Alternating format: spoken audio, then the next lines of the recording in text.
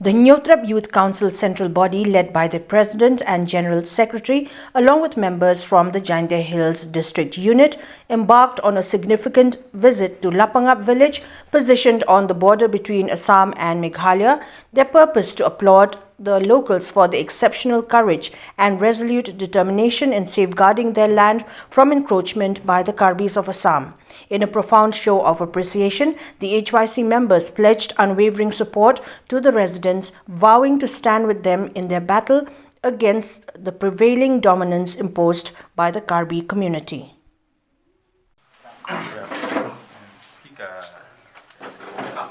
Labang kalau alam hune piongki di kani di tapat kani kalau di jong kumbalong kumta di Karbi deh tiga kakilim kalau di ladu nang ni teh kani ketika kataw ke penongkong ketika tang kataw ke jingnya kena ke isu jong ki atlik state pagabaya te baru purusam deh matun peju purusam kataw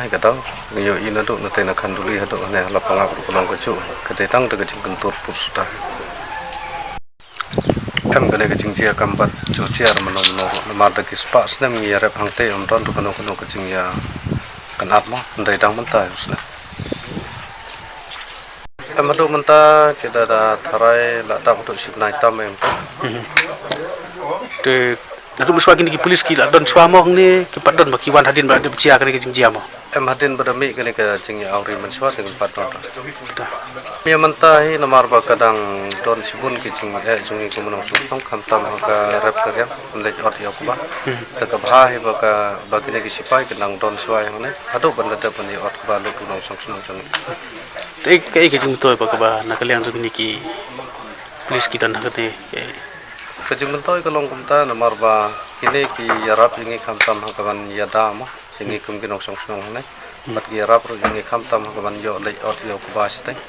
don ki lekha ki ba pila de ot kita kala don na kini ki ars ngi lais ni kini ki sing pala dam la don ki ba lej ot sat pat satu sate senang jorong ro ki yo pan lej ot suk in ba ki pulis ki don lang tang ba sate senang jorong namar ba kate ka chaka jong asam te sate ko mo ba lej yarap lana lej pahara rang tapi sipaya samis